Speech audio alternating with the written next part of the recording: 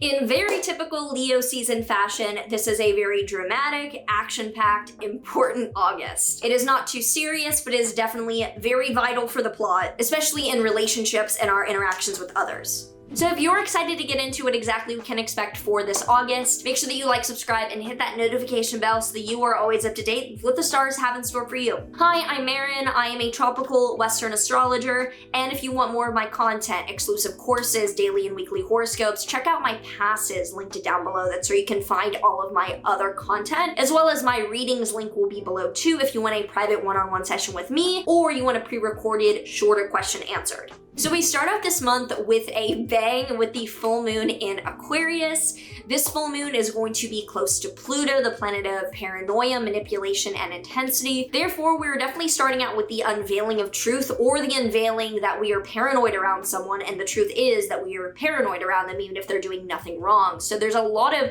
underneath the surface things coming out the beginning of August that are being aired out quite loudly. Now, with so much in Leo, this isn't too absurdly deep, you could say. This is not Scorpio season, but Leo is a fixed sign and it doesn't like to be disrupted or turned on its head, so there's a lot of revealing energy going on at the beginning of the month with this full moon. Then from the 1st to the 2nd at the same time, Mercury in Virgo is going to be opposite Saturn in Pisces. Mercury is communication, Saturn is boundaries and structure. When they're opposite, that shows boundaries or rigidity and things that are censoring us from speaking. This is very much like having writer's block, having the inability to speak up, or feeling like we're met with the cold shoulder when we express our feelings.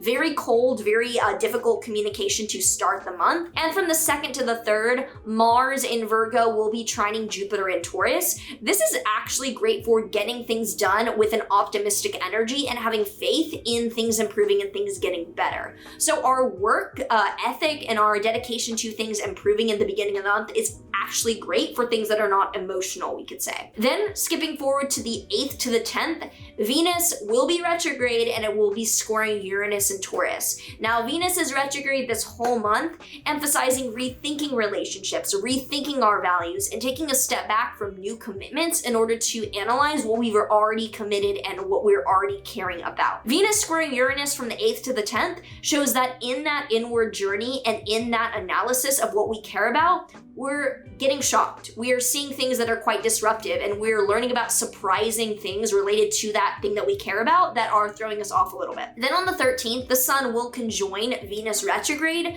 showing that we have a realization, a day of illumination, something that we come to have insight around with what we are rethinking that we care about in our life. Then on the 16th, there is a new moon in Leo, adding to the very dramatic, very performative, theatrical Leo energy. There's probably going to be a very over-the-top, very creative, very loud new beginning in your life middle of the month, because on the 16th, this new moon in Leo is surrounded by Venus in Leo, and there's a lot of very royal, very just energizing, very over-the-top Leo energy going on. Then on the 15th to the 17th during this, Mars in Virgo is going to trine Uranus in Taurus. Mars being work ethic and the way that we're getting things done, being in Virgo is very detail-oriented and analytical. It's almost surgical with how we're working. Trining Uranus shows that we're having flashes of insight. We're able to spontaneously upgrade how we're working, and we're able to look at things in a new, very genius way. This is great for showing that we're not being monotonous and we're really thinking on our feet with how we're getting things done with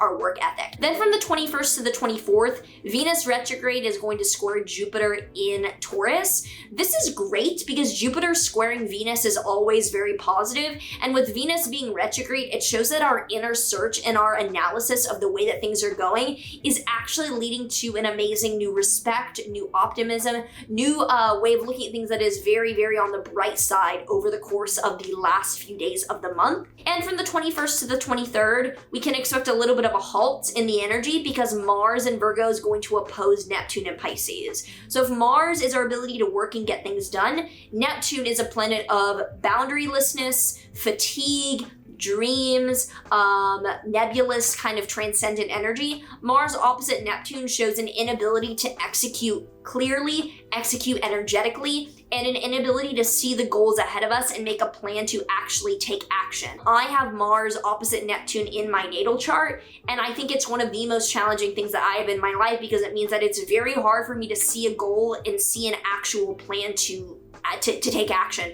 Very hard for me to be competitive, to understand what attaining a goal is. It feels almost like the second I think of a plan or of competition or anything that is tangible, that is in the way or in the process of getting something, it's very scary and I don't want to go anywhere near it, and I will simply not take that path whatsoever. So Mars opposite Neptune 21st to 23rd is very much inability to take action clearly, fear, fatigue, and confusion around goals, and could mean that we're very tired, very, very tired. And this is right before my birthday, so great to have that basically happening on my birthday. Then on the 23rd, Mercury will station retrograde in Virgo. Mercury retrograde is a time to rethink, revise, and look back at communication or plans in our life. In the Virgo house in your chart in particular will be relevant. I will have a full video out on this, I'm sure, what this means for you and your sign.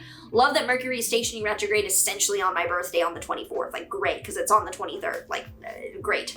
But Mercury retrograde is not the end of the world. It's just inconveniences, and with Mercury and Venus retrograde, I really don't like this, but Mercury is retrograde in its own sign in Virgo, so if there's ever a sign that Mercury likes to be in, it's Virgo, meaning that this is not in bad hands, that we are going to be revising, rethinking things in the best possible circumstances. Then on the 27th, Mars enters Libra, and with Mars entering Libra, this is a challenging placement because Mars rules the opposite sign of Aries. When planets are in the sign opposite to the sign that they rule, they're said to be in their antithesis or exile, akin to being in a foreign country. This is not bad or unwanted. In fact, it's not something that is explicitly something that is like horrible. Like it's not like being in its fall. If you have a planet in its fall, which is a different thing that is more challenging, this is weird and paradoxical because Mars wants to cut, sever, and work hard. Libra wants to minimize conflict, get away from working, and have a relaxing, smooth interaction. So Mars in Libra likes to work through things passively. It wants to be more passive aggressive, more kind of tiptoeing around things, and it does not like to take out a knife. It likes to engage very calmly and very courteously with things.